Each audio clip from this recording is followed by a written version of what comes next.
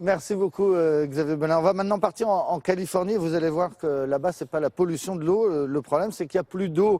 Depuis 4 ans, on a une terrible sécheresse qui sévit. Et il y a des villes, des quartiers où il faut apprendre à vivre sans l'eau du robinet.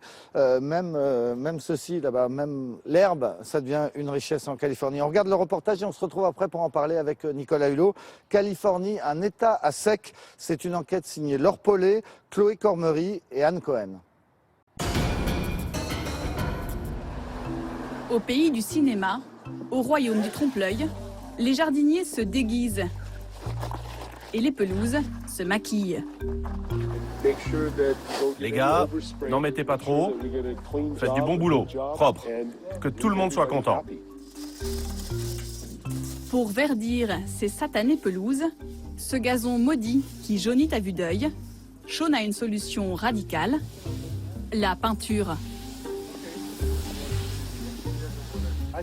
Je ne crois pas. Il peigne ma pelouse. Et ça ne vous inquiète pas? Pas de panique, non, ça va être très beau. En Californie, ces colorants pour gazon que Sean nous garantit naturels deviennent très tendance en pleine sécheresse. Nous devons réduire de 20% notre consommation d'eau. Et je pense qu'arroser cette pelouse, ça correspond à 20% de ma dépense en eau. Maintenant qu'elle est peinte, je n'ai plus à l'arroser. Donc voilà, j'ai mes 20%. C'est bon. Al est heureux. Son carré de verdure est impeccable. L'illusion est parfaite. Un peu trop d'ailleurs. Ça pourrait lui causer des problèmes. Ici? Ouais. C'est bon là? Ouais, super, comme ça. Ce panneau est très important parce qu'aujourd'hui en Californie, les autorités encouragent les habitants à dénoncer les gaspillages d'eau, les voisins ou les gens qui abusent de l'arrosage.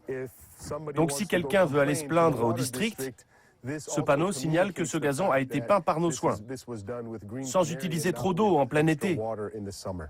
Ah, alors je vais prendre bien soin de ce panneau. Contre 250 $, la sécheresse est effacée. Pour combien de temps? La Californie, symbole du rêve américain, est construite sur un désert, mais elle l'a oublié. Jardin luxuriant, piscine XXL et golf à tous les coins de rue, ce mode de vie où l'eau coule à flot n'est plus tenable. Voilà 4 ans qu'il ne pleut presque plus et que le thermomètre affiche des records. En avril dernier, le gouverneur sonnait l'alarme. Nous traversons une sécheresse historique et cela demande des actions sans précédent. C'est pourquoi je prends aujourd'hui un décret demandant des réductions substantielles de l'usage de l'eau dans notre État. Les Californiens sont sommés de réduire d'un quart leur consommation d'eau, sinon l'État le plus florissant d'Amérique risque de s'écrouler. Pour comprendre cette sécheresse historique, il faut passer de l'autre côté de la carte postale, quitter les grandes villes et leurs réserves d'eau encore bien pleines. À 3 heures de Los Angeles, voici Porterville, 50 000 habitants. Ici, la sécheresse a déjà fait de gros dégâts. Un quart de la ville n'a plus l'eau courante. C'est le cas d'Angelica et ses filles. Chez elle, plus une goutte d'eau ne sort du robinet. Non, non, non, ne touche pas. C'est de l'eau minérale, ça. Je la verse dans le bol, et comme ça, elles peuvent se brosser les dents. Depuis 1 an le matin, plus de douche. Avant l'école, ces petites toilettes express, façon cache-misère. Je fais tout ce que je peux pour qu'elle soit propre. Parce qu'elle me raconte que d'autres enfants qui savent que nous n'avons pas d'eau se moquent d'elle. À l'école, ils savent que nous n'avons pas d'eau chez nous. Alors ils leur disent « Oh, mais tu pues !» Allez, au revoir les filles. Quand les filles sont à l'école et son mari au travail, la journée d'Angelica commence. Porter, transvaser des litres et des litres d'eau, jusqu'à 50 par jour. La moindre tâche ménagère, comme la vaisselle, demande beaucoup d'efforts. Et c'est comme ça tous les jours. Vous avez beau frotter, nettoyer plusieurs fois. J'ai jamais l'impression que c'est vraiment propre. En tout cas, jamais comme avant. Et du coup, je finis par me sentir mal chez moi. Il y a toujours quelque chose qui manque. Dans ces conditions, chaque goutte devient précieuse. L'eau de vaisselle sert ensuite à laver le sol, puis tirer la chasse d'eau. Angelica et sa famille ont acheté cette maison il y a 8 ans. Ils ont toujours eu l'eau courante, fournie par ce puits dans l'arrière-cour. Jusqu'à ce dîner l'an dernier. J'ai ouvert le robinet de la cuisine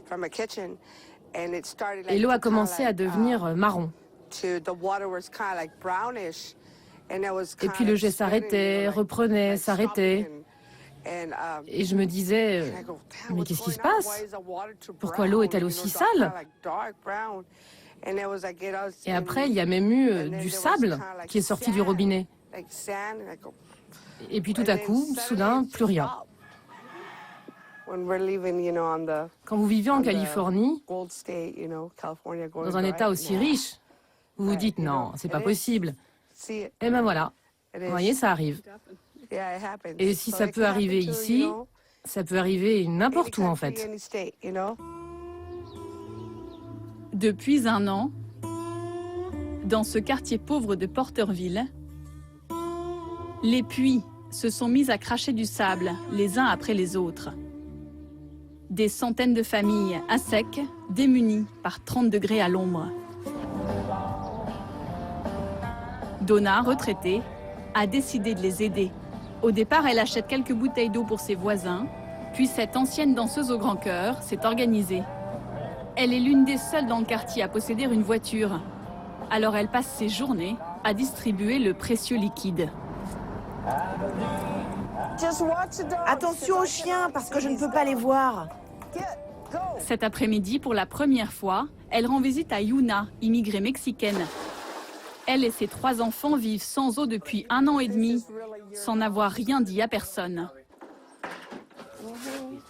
Cette petite fille a bien aidé sa maman. C'est elle qui, la semaine dernière, est venue me voir. Et elle m'a dit, on n'a plus d'eau à la maison. Et ma mère ne va pas bien. Qu'est-ce que tu en penses, toi? C'est l'une des meilleures choses que j'ai jamais faites. Lui demander de l'aide? Des familles perdues, honteuses, qui vivent le manque d'eau comme une humiliation, le summum de la misère. Et c'est comme ça pour tout le monde dans le coin? Oui, c'est comme ça. Tout le monde vit dans la peur de ne plus avoir d'eau et d'avoir à trouver un autre endroit pour vivre. Mais les enfants ne veulent pas quitter leurs amis, leur école. C'est chez eux ici.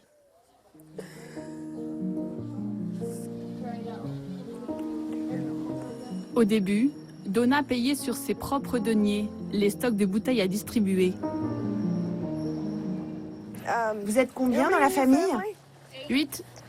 Ok, on va leur donner... On peut en avoir 5? Ok, 5 packs.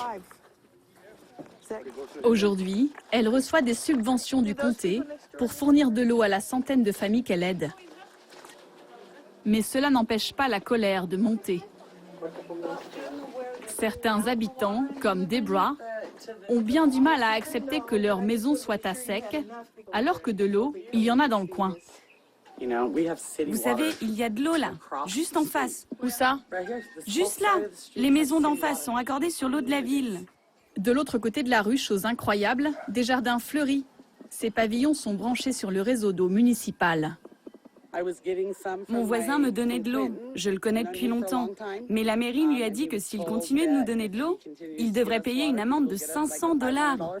Vraiment? Ouais. Interdiction de partager l'eau pour ceux qui ont la chance d'en recevoir, car les réservoirs de la ville s'assèchent. À quelques rues de là, dans le centre-ville, plus qu'au-dessus, la vie continue comme si de rien n'était.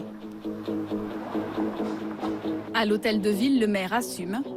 Il n'y a plus assez d'eau pour tout le monde. Moi aussi, ça me fend le cœur. C'est très dur, et c'est pour ça qu'on les a aidés. Parce que personne ne le faisait. La ville a été la première à les aider. Parce que vous savez, des enfants qui ne peuvent pas prendre de douche, qui ne peuvent pas aller aux toilettes, c'est vrai que c'est très dur pour nous. Mais ce ne serait pas possible de partager avec eux les réserves d'eau de la ville? Oui, c'est sûr, oui. Et c'est ce qu'on a fait d'ailleurs. Mais maintenant, nous sommes vraiment inquiets pour nos propres ressources en eau. Alors il faut que nous soyons prudents. Plus assez d'eau. Sauf pour le golfe municipal de Porterville, toujours verdoyant. Lui est encore arrosé 3 fois par semaine. Loin des golfs et des piscines, la Californie, c'est aussi le plus grand État agricole des États-Unis. Avec la sécheresse, cette économie vacille. Et chez les cow-boys, les temps sont durs.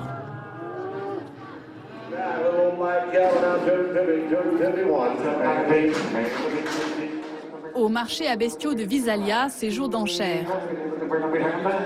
Une drôle de petite musique qui, depuis 2 ans, devient franchement triste. Car les éleveurs sont obligés de vendre leurs bêtes, faute de pouvoir les nourrir. À l'image de Dave Woolley, l'an dernier, il a vendu ici la moitié de son troupeau en quelques heures.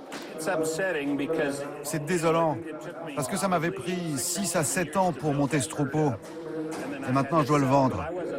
Mais je ne suis pas le seul. Presque tout le monde, en fait, en est là. Et qu'est-ce que vous faites là aujourd'hui? Je suis venu aujourd'hui parce que j'essaye d'acheter une bête de temps en temps. Mais là, elles sont trop chères. Donc, j'ai rien acheté. Presque tout le bétail de la région a été vendu, direction les ranchs du Texas. Il reste ici très peu de bêtes, alors elles sont chères. Ce jour-là, $2000 pour une vache. En suivant cet ancien shérif dans son ranch, nous comprenons que le désastre n'est pas fini. Plus un brin d'herbe verte, plus une goutte d'eau pour ces bêtes. Je vous présente la rivière St. John, qui nous arrive de Wood Lake, juste au-dessus. Elle est où la rivière? Mais c'est la rivière. Elle est là. Normalement, tout ça est rempli d'eau. Sur son immense propriété, Dave n'a plus que 50 vaches qui broutent là où elles peuvent. Salut les filles. Tout va bien. Si la pluie ne tombe pas très vite, il devra les vendre aussi. Ce serait vraiment triste. Les ranchs, les champs, c'est notre façon de vivre ici. Et les gens doivent tout arrêter à cause de la météo. Maintenant, tout ça est entre les mains de Mère Nature. Peut-être la fin des cow-boys et de leurs troupeaux. Peut-être aussi la fin des planteurs de la région, qui eux pensaient pourtant être bien à l'abri des caprices de Mère Nature. Au milieu du désert, des millions d'arbres fournissent toute l'année l'Amérique en fruits et légumes. Une prouesse rendue possible grâce à l'irrigation qui pompe l'eau des rivières depuis des décennies, comme dans cette orangeraie. C'est pour ça que nous bossons. Voici Edwin Wheaton, 50 ans qu'il fait pousser des oranges grâce à cette eau jusqu'ici offerte par l'État. Mais avec la sécheresse, les règles ont changé pour éviter que les dernières rivières ne soient vidées par l'irrigation. Voilà comment ça marche. J'ouvre l'eau, ici, et elle part partout dans le champ à travers les pulvérisateurs. Chaque goutte est à présent comptée et facturée jusqu'à atteindre des sommes folles. Tout son chiffre d'affaires y passe. Chaque fois que l'aiguille fait un tour, c'est $1. Et du coup, vous avez payé combien pour l'eau depuis la sécheresse? Moi, plus d'1 million de dollars. Combien? Oui, $1 million. Et si la sécheresse continue? Si ça continue, moi je suis mort. Edwin tente de garder le sourire, mais il est très inquiet. Dans le champ d'à côté déjà, des fantômes. Les arbres morts d'agriculteurs ruinés. Dans cette ambiance d'apocalypse, Steve est devenu, comme il le dit, l'ami de tout le monde. Celui qu'on appelle quand tout semble perdu. Steve est foreur de puits. Son carnet de commandes est plein pour l'année qui vient. On en a creusé 5 ou 6 par ici, 5 ou 6 là-bas aussi, et il y en aura certainement encore une dizaine à faire dans cette zone là-bas, si on trouve le temps de le faire. Ce matin, Steve rend visite à l'une de ses équipes. Depuis presque une semaine, ces hommes travaillent jour et nuit sur un forage difficile.